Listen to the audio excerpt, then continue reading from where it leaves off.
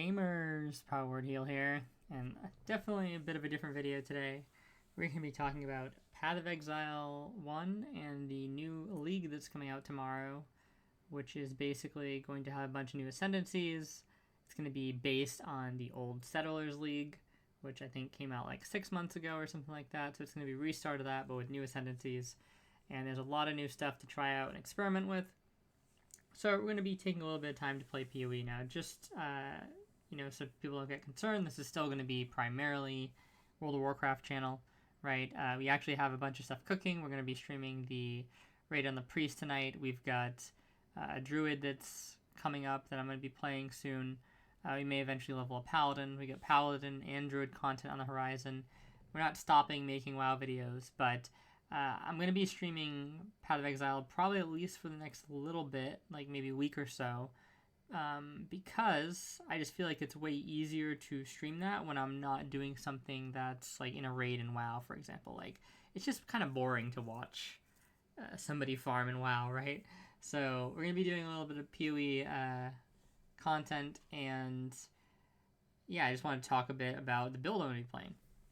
So I play Totems as like a disclaimer. It's one of the things I like playing. It's not the only thing I like playing. I've at some point played everything in the game, basically, like melee, traps, mines, totems, self-cast, cast on crit, right? I've basically done everything, minions, but like I kind of really do just like totems and mines and traps. That's primarily most of the content you're going to see out of this channel, the little PoE content that gets posted on here. So this is going to be a take on the Arc Totem build that I normally do every league. So it's going to be a bit different because it's with the new Surfcaster Ascendancy. And Surfcaster is a Shadow Ascendancy, and I'm basically just going to walk you through how the build kind of functions, and I'm going to talk to you about kind of like the end game, which you see here, and then we're going to talk about what to do in the early game before you have some of the gear, because you're not going to be able to have all the stuff right away. Right, and in terms of expectations, this build should easily get you through the campaign, should easily get you through maps up to red maps. You're kind of going to want to have a little bit of gear by the time you actually get into red maps, but as long as like you're not, just completely poor in red maps, you should be absolutely fine. And when I say poor, I mean like really poor, right? Like, if you've accrued anywhere from like 2 to like 4 divines by the time you hit red maps, which you probably absolutely should, then this is going to be absolutely fine, right? So it doesn't really require that much initial investment. This investment that you see on the screen here is obviously, a bit more than the standard, but we'll kind of get into that and how you'll progress to that. In terms of watchstones and stuff, since I know that's a common thing that people like to talk about PoE builds, this build can easily get all 4 watchstones. It obviously, though, you do have to play the game. Kind of, it's not like I'm trying to think of like a build. It's not like an explosive trap build that's just going to literally delete every boss no matter what.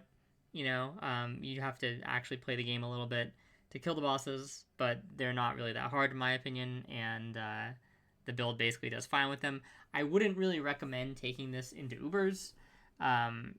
You can, especially with investment, but it's just there are better builds to do Ubers with, in my opinion, because a lot of the Uber content in the game is sometimes like sort of BS when you have a build that doesn't do like insanely high damage, and this build doesn't do like insanely high damage, especially not off the rip. Okay, so yeah, we'll kind of just get into the build here. We'll get into the tree, and we'll talk about the tree first. So basically, the main thing with this build, I'll actually probably show you the some of the nodes in the Ascendancy we're going to be using. So what they did in Path of Building is they added this jewel, and you see I have this jewel allocated here, but these points aren't really real. These are going to take the place of your normal Ascendancy. You see we don't have our normal Ascendancy allocated, and the jewel is basically just providing the notables from the Ascendancy, right? So there's 4 notables. We're going to show the entire Ascendancy later, but just to show you what we're working with, you have 100% of lightning converted to cold. Your cold damage can shock. Enemies chilled by your hits have damage taken increased by chill effect. All hits are critical strikes while holding a fishing rod. 50% more cast speed while holding a fishing rod. So those are basically the 4 notables that we're going to be using in the late game. And yeah, so we'll kind of get into like the repercussions that has for the build, right? And there's no point really, I guess, in showing you the original build, right? That just make the video like really long. But basically, we're leaning into the fact that we can go both cold and lightning. There's a couple changes to the tree that basically denote this, right? So the first one is normally I don't go too crazy with clusters. And something that I should mention before we really get into the heart of this is that I'm building this on kind of like, I would say, like a medium budget. I would say it's like really more low end, but it's a little bit towards like the medium budget. Maybe like 4 to 10 divines ish. You know what I mean? If you're gonna invest a lot more, then some of these things can be drastically changed, right? But I tend to not like to super invest into my builds only because I feel like the game has been power creeped so much that if you do like literal max level investment on a build, it just like completely trivializes the game. And it like you can almost fix like any problem on any build with enough gear, and I feel like it really kind of removes the build crafting aspect from the game. Right, so I tend to not build stuff for like insane amounts of divines, like hundreds of divines. But so if you're looking for something like that, you're gonna have to make the adjustments on your own. But this should serve as like a decent skeleton. So normally, keeping that in mind, I typically don't go crazy with clusters for this build, and I'll only use stuff like what's the one? Sleepless Sentries is like the main one that we're trying to get, right? And I'll normally pair it with like Ancestral Reach or something. You have to keep in mind normally you're going Hierophant. So you have Arcane Surge built in, and you have the buffed Arcane Surge. So you don't even need something like Ancestral Inspiration, right? But you don't have this in this case because we're going Surfcaster. So that's why we have Ancestral Inspiration. We have Ancestral Reach here, and then we have Ancestral Reach combined with Sleepless Sentries.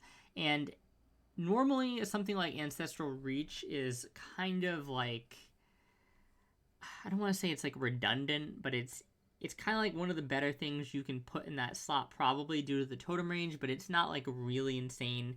You could basically swap it with like any of the other damage nodes, right? But in this particular case, you do want to have a secondary on each of these, in my opinion, with placement speed, because you're not gaining the natural placement speed that you would from Hierophant, right? So you're basically relying on placement speed here, and then placement speed in your clusters, and then you can also get placement speed, I believe, from the gem quality. You can actually check that out right now on multiple totems, I think it is. Yeah, placement speed. So these are all things that like normally you wouldn't even care to like put this at 20 quality in your build. Like, not that you shouldn't have it 20 quality, but you just it wouldn't even factor into your brain, right? You're just like, I don't care about this. But in this situation, getting an extra placement speed, any amount of placement speed, is actually going to be a somewhat significant thing because you don't have a ton to begin with, right? And the placement speed should feel fine once you get some placement speed allocated. But yeah, it's not going to obviously feel the same as Hierophant right off the bat if you have no placement speed. So you definitely want to be keeping placement speed in mind. But the reason why we go for more clusters in this isn't necessarily just placement speed. It's because this cold cluster is actually quite strong. 8% of lightning damage gained as extra cold against chilled enemies is insane for this build. And the thing about it that makes it particularly good is that we're doing cold damage. It's not like we're freezing with a different element. So there's some things in the game that'll let, like, I believe lightning damage freeze, right? Like, I think the helm, the Three Dragons helm or something like that, it basically allows the certain damage types to do ailments that aren't native to them, right? But the problem with that is it doesn't do the initial ailment anymore. So if you have like cold damage, it's going to do whatever. It's not going to actually freeze or chill. It's going to do either shock or ignite. I forget which one it is, right? And with this particular setup on the Surfcaster, right, you're doing the cold damage. So you have you have full access to chill and freeze, and then it gives you the shock. And that tends to be the best way to do it, because sometimes what will happen is you'll have like the damage is maybe like cold, right? And it gets put to lightning, and it gives you the ability to freeze, but you actually can't chill. You'll end up with like sometimes weird situations like that. So this is actually a really nice thing where you basically get all the ailments that you want. You can chill, which is really good. You can freeze because you're basically native cold now, right? Because you're fully converted. But you can also shock, which is the only lightning ailment we really care about here, in particular. So this is just like really cool node, and it makes this build like possible basically. So yeah, going back, and so this is really good obviously because things are going to be chilled. Okay, and then 10% cold damage against chilled enemies. Again, this works because we're fully converting to cold, right? 100% lightning to cold, so we don't have to worry about even losing any damage here. Everything just works really naturally. This is just like an extra node for a little bit extra damage. You could actually just run this cluster without the third notable, and it's not really that big a deal. These are the two main ones that you need. So these can get a little bit expensive sometimes if you're trying to do 3 notable, but if you don't super care about min-maxing, you can just do a 2 notable. And for these, the most efficient way to do the clusters are 8 passive skills, right? Where are they? Where is it here? Yeah, 8 passive skills. I'm not sure if that changes if you're missing a notable, so that's something you have to like figure out on your own. I don't want to make this like super long. And then you can go 5 passive skills is basically the minimum for the medium cluster. So yeah, and the medium cluster, again, the main thing we're looking for is Sleepless Sentries here, right, to get Onslaught for the cast speed and the movement speed. But again, you want the Arcane Surge because it just doesn't hurt to have it, right? It also gives you 25 damage just in general, 25% damage just in general, and then you have Ancestral Reach double here for the placement speed and the placement range. Placement range is actually it's underrated in my opinion. It's just that like it's typically not worth going out of your way for, but in this particular case, since we are running a cluster that gives us access to 2 mediums, we can just kind of grab it anyway, right? Now another change from the main build, right, is because we're leaning into cold and lightning, we can pick up these nodes right here, and there's kind of a dual purpose with picking up these nodes, right? Because one, we're trying to get our shock value as high as possible, so things like effective lightning ailments still good, right? All this damage, even though it's lightning, remember, all damage to lightning still benefits cold because it starts as lightning first and then gets converted. So it's just multiplying what's there first and then it's getting converted. So it's absolutely fine to take lightning damage. And then this is fine to take because for a couple reasons, okay? So the damage here is not bad, first of all, right? And you can actually take Heart of Ice here because, again, your finishing damage, the damage that's actually hitting the mob, is cold. You wouldn't want to take Heart of Thunder, for example, because the damage penetrates lightning resistance, and you're not actually doing lightning damage at the end of the day. You're doing cold. So taking this cluster is fine, but it's also more... The reason why we take the internal cluster here is for the chance to freeze, and I'm going to talk about that in a moment, okay? Because you might be thinking, well, if you're critting 100% of the time, why do you need a chance to freeze? We'll answer that a little bit later on. Coming over here, you want to make sure you grab this. It says enemies permanently take 1% damage for each second they were chilled by you, but this is counted on the totems. So a little bit weird wording here, but this does work with totems. So this is really strong. And then we have enemies permanently take 5% damage increase for each second they've been frozen by you, up to maximum 50%. So this is obviously insane, and it works the same way as Glacial Cage. So that's why we come out of our way here. We allocate both of these. Really good nodes. Not really that much to say there. And yeah. And this stuff is not necessarily that useful, the effective chill, but it can help you get to like your chill threshold, like your maximum 30% chill against like really tough enemies, right? So just something to kind of note there. Then when we come into the resistance nodes over here, we can take Lightning Walker and Frost Walker, which is nice. Because we're not gaining the 5% increased cast speed with cold skills because it doesn't transform Arc into a cold skill, keep in mind, right? We're just converting the damage. However, we still get the 25% increased cold damage, we still get the 15 to cold res for basically 1 point, so it's pretty good. And what you've noticed is we have a jewel here, Light of Meaning, which is affecting all this area, right? And this is why we don't mind kind of investing a little bit extra into these nodes over here, because all of this is giving us more damage as well. We get 6% more cold damage per node.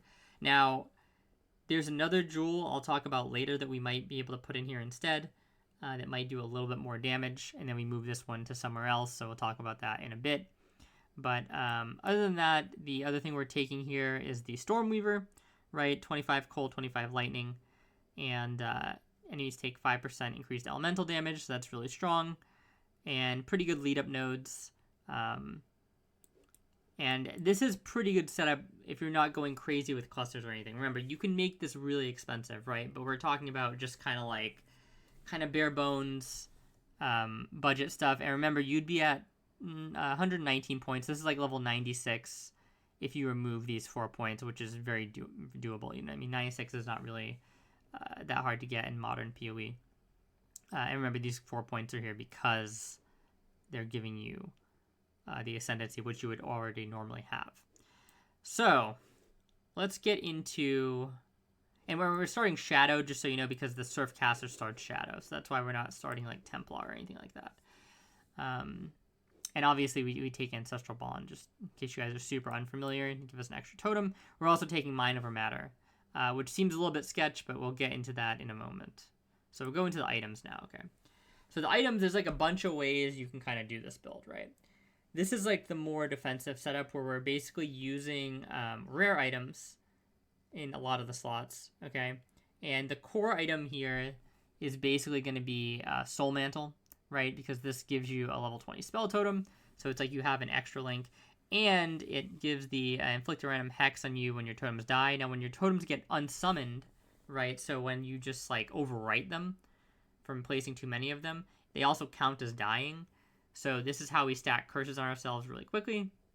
And we actually boost our damage from curses on ourselves with this Self-Flagnation Jewel. 20% increased damage per curse. If you go into the config, we can have a bunch of curses active here, as you see, right? So quite a bit of damage. And we're going to get back into some of the config stuff in a moment. But this is basically, like I said, the rare item version, where you're doing life and energy shield on items and then getting whatever resist you can, basically. And you end up with like about 3k life and 2k ES and about 1500 mana, which is kind of insane for this build. And you're going to look at the mana regen, and you're going to be kind of sketched out. You're going to be like, okay, the mana cost 161, mana regen's 50. How is this build even working, right? Couple things, though. So totems are not like you're casting a self-cast spell, obviously, right? Like, you're not spamming it. We don't have like a high cast speed for these. The cast rate is not bad, but the idea isn't that we're spamming them, right? They're ideally going to be down for at least a couple seconds before we have to place another one. So we're not like spamming this in terms of like the mana cost per second value. That's number one. And number two, we are probably just going to use a mana flask. I've thought of many ways to handle mana on this build, and I think I'm just going to go with mana flask, and depending on how I like it, I may even drop stuff like this, like some of the mana here, and just put the points somewhere else, maybe more damage or something like that. But I think I'm just going to go mana flask because we're going to be critting 100% of the time in the late game anyway, right? So we don't need a diamond flask, and that's the main type of flask that would kind of benefit this build, right, in terms of like the normal utility flasks. So we could just completely remove the diamond flask, and we don't really have to worry about it.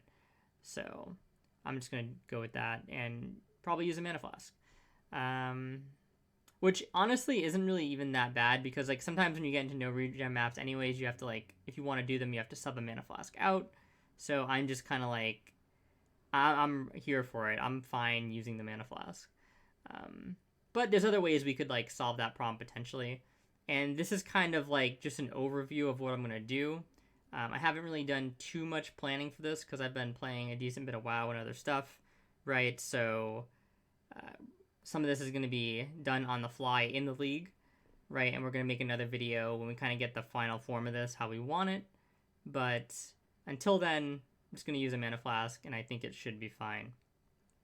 So a couple other things that's notable in the gear. So Marlene's Fallacy is pretty much mandatory here, and you want to have this augmented with the crit strike quality thing, right? Because you're the whole reason you're running this item is for the crit multi, and you basically don't have to worry about the less critical strike chance because we're critting 100% of the time.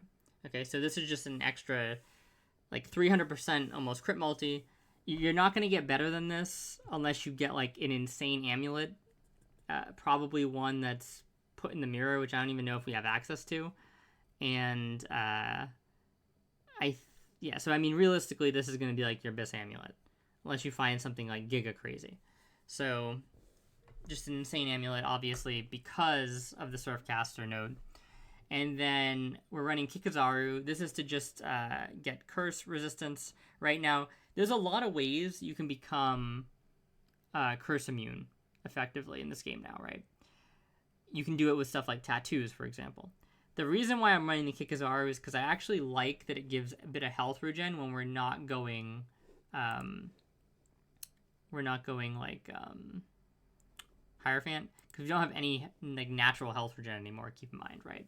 So it's really helpful to have just a little bit for stuff like Desecrated Ground and things like that, right? So that's why we're running that. You could swap it out if you wanted, you know. You could actually do something like a mana ring in this slot. You could do the I forget the really cheap mana ring. I forget what it's called.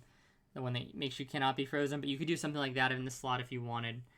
But I'm just going to keep it like this. It makes it really easy to get cap. And then you just pair that with the Soul of Yugal. And you're at 100% curse reduction or whatever. So you're basically not taking anything extra from your curses. Okay? And that's why we have that. Then we'll get into the Anathema here. So what are we doing with Anathema? So one of the best ways to kind of scale damage on a build like this, especially because the totems are kind of doing damage automatically and you are free to cast, is curses.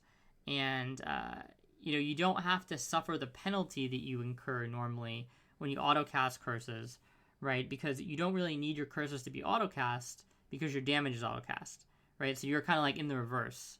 It's like since your damage is auto cast, you can afford to be casting other things, and you actually want to be casting other things anyway, because we take this node, which is 6% increased cast speed for each different non-instant spell you've cast recently, which is actually kind of insane. You can basically get this up to like 5 or 6 stacks.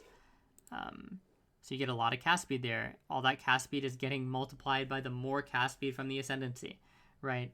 So yeah, basically what I do is I build Anathema on this, right? And then what that allows me to do is my curse limit is equal to my power charges. In order to get minimum charges, so we don't have to worry about keeping them up, what we do is we have Grand Spectrum Jewels, okay? And we have 2 of these, and what they basically do is they +1 to minimum power charge per Grand Spectrum. So we'll have 2 to minimum power charges per Grand Spectrum, and there's 2 Grand Spectrums active, so we end up getting 4 minimum charges.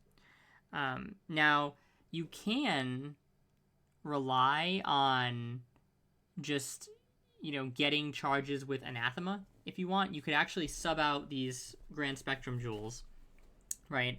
And the idea is you would start a map with no curses, but or with no power charges, but then you would get power charges from just naturally casting your curse spell. So that's another way you could do this, and I may end up doing that, especially earlier on, because these Grand Spectrum Jewels can be a bit pricey, but they're typically not that bad. They're kind of really bad super early on, and then they get cheap, and then they get more expensive.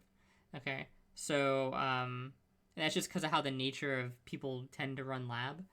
So I may drop these. I'm not entirely sure, but either way, most of the time, like, you're gonna have a reliable way to get power charges, right? You're either gonna use these, or you're gonna be fine with your Anathema ring. So either one kind of works. Right now we have them in just kind of like for safety. Like I said, we're going to, iron out the kinks of this build later on. So that's kind of how we're getting the curses. If you look, we have a bunch of curses here.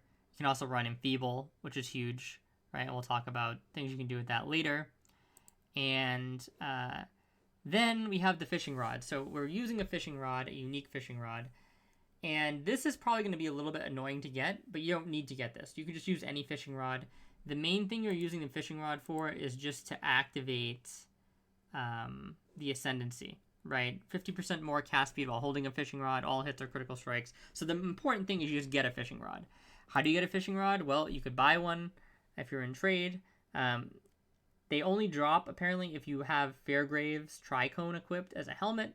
So that's something that I might be running on this build early on, just to see if I can get one myself. It's all going to depend on the prices. Ultimately, though, from what I've heard, people say that like if you spend like a day or two farming with the Tricone, and you're farming like a decent kind of like Atlas strategy, which we're not going to have the Atlas anymore, but we are going to have an equivalent to it. So we'll be able to replicate some of that. And people are basically like, if you are even decent about kind of like how you're farming in game, you'll probably come across a fishing rod. So I'm not really super concerned about getting any type of rod. I don't think that'll be that big of a deal on trade, at least. On SSF, you might be a bit hard up, and this is not really an SSF build, in my opinion. And we're going to talk about what we do before we have the rod as well. But we'll kind of keep it moving here. So, like I said, this is the rare item version of everything, right? And I'm going to show you a version that uses more unique items. But first, I kind of want to talk about some of the things that we have here, right? So you see Unnerve and Effect of Your Marks. These are things that you can influence items with Exarch and Eater currency, right? And what those allow you to do is add implicits to the items that are in some cases very powerful. So honestly, unless you have a unique item that is filling a very specific purpose, a lot of times you're better off using rare items because, you can have, first of all, a really good rare item, and then you can basically infuse it with these implicits that you can change by using the crafting currencies on the item. So you can keep cycling through implicits until you get the one that you want. So these are good implicits because Unnerve actually gives you 10% more damage done by your spells. Or makes the mob take like 10% more spell damage. Something like this is like decent, 11% cast speed, 5% cold resist, right? And the boots as well have certain, we didn't actually do anything here, but the boots have stuff of their own. They have placement speed, effective onslaught on you. Like they have a bunch of stuff that, like a bunch of the stuff could be useful. It doesn't necessarily like super matter what you get. Just get something that's going to help you, right? And I'll show you the Eater ones, and they're pretty decent. Most of the time you can find something that's going to benefit you. I think ironically in this particular spot, for the Eater on the boots in particular, there's not a ton that's going to benefit you, but in most cases you'll find something that benefits your build, right? But you can also go a different route, right? You can use some other uniques. So the first unique I want to talk about is Painseeker, okay? So you'll notice that when I equip Painseeker, the damage goes down. That's because we're missing some of those powerful implicits, right, that are on the other gloves. However, we gain some flat damage, and we have Inflict Non-Damaging Ailments as though dealing 195% more damage. This can go up to 200%. So what this means is that your shock and your freeze thresholds are going to be, like, insanely high. Like, way higher than normal. It's going to be way easier to shock things, way easier to freeze things. And ultimately, I'm just not sure if I'm going to run these because I don't know how necessary they're going to be. I actually think they might be overkill on most things. Because remember, this is mostly just going to be like a mapping build, right? So I think they might be overkill. And if they are overkill, we're just going to go to normal gloves, and that'll make life way easier. But if they're not, we can always use these, and they're pretty damn strong, as you can see. And that's the reason why we go into innate chance to shock and innate chance to freeze here, right? Because you want a little bit of chance to shock and freeze if you're not going to be running because normally how shock and freeze work is they go off your crit, right? But if you look at the gloves, they say critical strikes do not inherently apply non-damaging ailments. So normally we'd be shocking and freezing 100% of the time because of our crit value is 100%, right? But, if we want to have a higher ailment threshold, we kind of have to sacrifice that. So we need a little bit of base crit a little bit of base shock, a little bit of base freeze. And it's typically you don't need to run a lot because you have 4 totems in this setup and they're all firing very, very fast, right? So things are you're gonna get those freezing. If you have like at least 20-25% chance to shock and freeze, you're gonna shock and freeze. So that's something you can do with the gloves.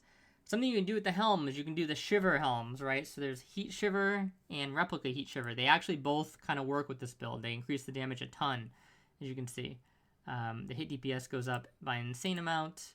They're basically kind of like the same thing. They're just giving you different types of damage, right?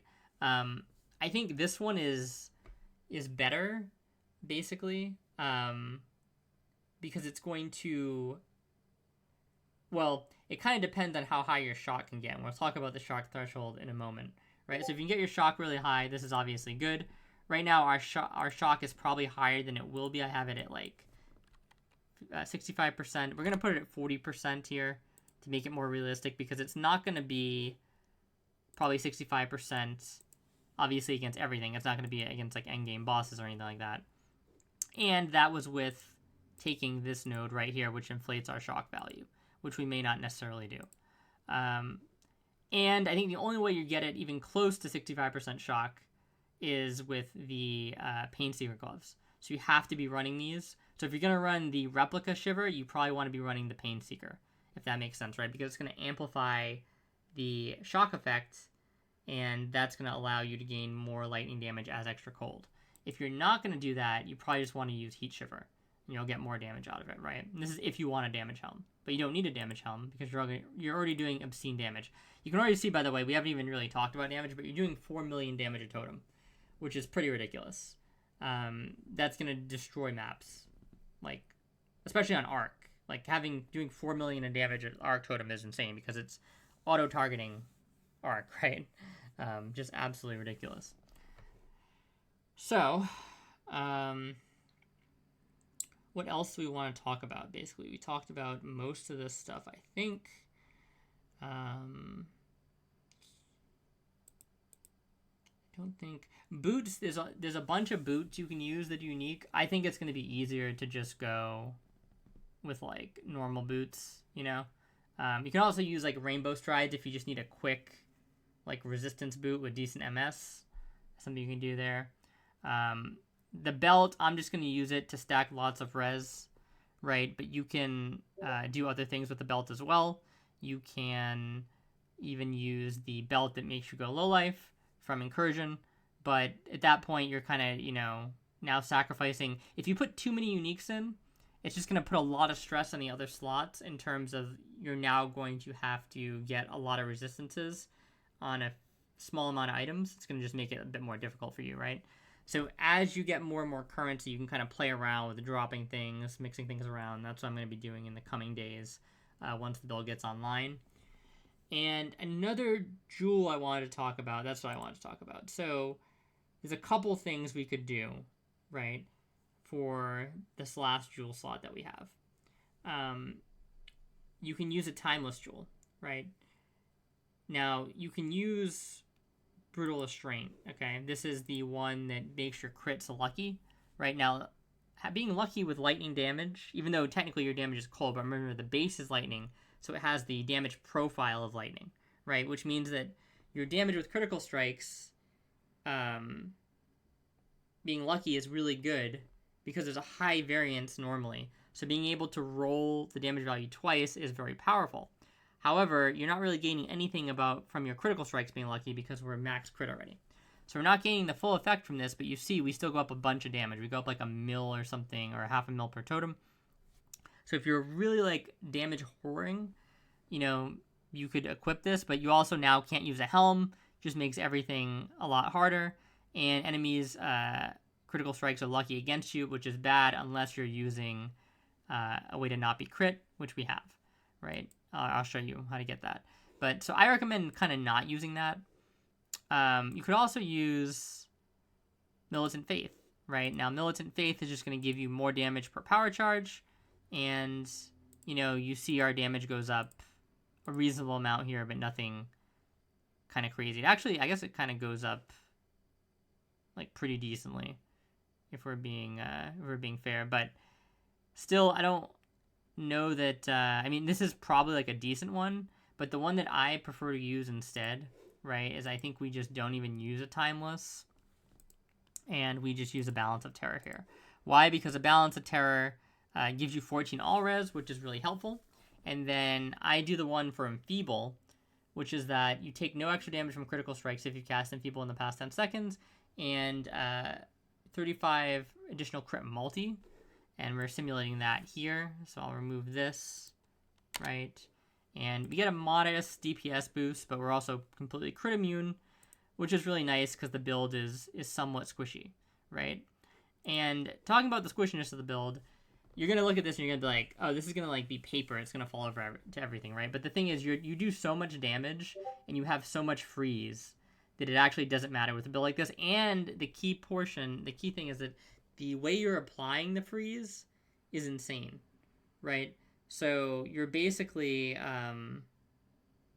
like, Arc is just insane at making first contact with mobs before they hit you, because it's very fast. It chains, obviously, right? So this build, like, its defense is its offense, if that makes sense, and that can really be the case in this build because it does clear insanely fast when the totems do this much damage, and they freeze on top of it, right? So as long as you have some type of buffer where, like, a stray range projectile is not going to randomly one-shot you, you're basically fine. And keep in mind, you can be spamming Enfeeble on things, right? Because your curses have, like, very little cast time. And on top of that, the Ascendancy here, right, does enemies chilled by your hits have, not only do they have increased damage taken by chill effect, they have lessened their damage by half of the chill effect. And on most mobs, you're probably going to have 30% chill, so that's going to be 15% less damage for basically everything that's going to be hitting you, most likely, because you're going to hit them probably before they hit you. So let's go into the gems, okay? And then we'll kind of talk about how to do this when you're just getting started and you don't have all the gear. So, this is just, like, you know, very basic stuff, right? You can see these are basically the best in slot gems. This can even go, okay, this is on 21. That's fine, right? You can, if you want, it's not going to be hard to get some of these as awakened, so we'll go all gems here, right? And you can actually swap some of these for the awakened versions, and you'll see our damage goes way up, right? Our damage is going huge, basically. We don't want to do elemental focus because we lose our ailments, right? Yeah, so these are basically the best gems we can use. And you saw our damage goes up quite a bit. And then we have Frostbomb for the exposure, right? And then we have Wrath on Eternal Blessing, okay? And we have the curses. You can also have Enfeeble here. And then we have Lightning Golem. You can swap this out with the Chaos Golem if you want a bit more damage reduction. But since we're getting more cast speed multipliers, I just threw this in there. And yeah, that's basically kind of like the core of your build. You can use a movement skill, whichever one you want, right? And yeah, so that's basically like kind of like the end game idea. Now, how do we get there, right? So this is where I'm gonna bring the Surfcaster node into play. Okay, so this is the Surfcaster, like the actual breakdown of all the nodes on it. So what we're gonna do when we first get into the game is the first node we're getting is Ghost of the Deep. Okay, so we're kind of just coming up one and grabbing this. 20% damage, 30% cast speed, 30% movement speed. This is going to be amazing for leveling because the movement speed, the cast speed and the damage is pretty strong. You know, it's not like maybe the most damage out of any singular node, but it's going to be pretty damn strong. And this is going to be a great first node for leveling. Then we're just going to come over here and grab, lightning to cold convert, right? And then we're going to come down and grab glacial wave. And that's going to be your normal, cruel, and merc lab, okay? And then you are basically eventually going to, and what you can do is until you, for merc lab, for what is it called? Uber lab, you can then basically grab this node, the 32 cold and lightning, right? And you can even get like a decent amount of crit by overstacking and overcapping lightning for a little bit. And then once you get the fishing rod, you just respec and you just go here, here, and then you go down here, the cast speed, and here the all hits or critical strikes while holding a fishing rod, right? So it's pretty simple to just do normally, right? And then respec after. Shouldn't really be a problem at all. Your damage is going to be absolutely fine, especially for just blasting maps. You're actually probably going to feel really good because your movement speed is insane, right? So yeah, that's basically the build. And in terms of how to like play it early on, you basically just use anything you want to get to 28-ish, 28 to 30, which is, a lot of people use magma orb. Some people use, like, I tend to use traps, actually. I just use, like, explosive trap, or the lightning trap. I forget what it's called. It's not actually lightning trap. It's the mine one that Shadow gets. But you can basically just use anything that you're comfortable leveling with to get to like level 28. And then once you get to like level 28, 30, you get your first ascendancy point. You basically want like a 4-link, and then you go, added lightning, spell totem, arc, and lightning penetration. Or if you don't have that for whatever reason, but you should from library, you can use something like cast speed. Any of that works basically, right? And then you're pretty much golden from there. It's going to feel a little bit weird not having a third totem, but you should absolutely be fine. And the thing with totems is that you can still supplement their damage with traps. So what I tend to do is I'll still run something like a lightning trap or explosive trap, and I just drop my totems down and then just spam the trap button. And if you need a bit of extra single target at points in the campaign, like, that'll get you through very easily. And then by the time you get to maps, right, you get your soul mantle. It's kind of like really cheap and stuff like that. You get the extra link. Once you get your 5 mantle soul link, it's essentially like having a 6 link. Your 4 link is essentially like having a 5 link, right? And then on top of that, you just get like more damage from the tree and stuff like that. So your damage is basically fine going into maps. And if you need to supplement the damage in the campaign, you just use a little bit of traps in there, right? But you don't, the campaign's super easy in Path of Exile 1, so you don't really need to worry too much about not having the damage for the campaign. So yeah, that is basically the build. Like I said, I'm going to be playing this a bit over the next week probably, and we're going to do a couple, maybe post a couple more videos on this, iterating it a little bit. And then after that, we're probably going to do one other build that I have in mind, and maybe do some other stuff if we feel like it. We'll see how the league's going. But yeah, thank you guys for watching, and I'll talk to you guys later. I'll be streaming tonight for some WoW content. So yeah, if you're here for WoW, then WoW content at like 9 p.m. Thank you guys for watching though, and see you later.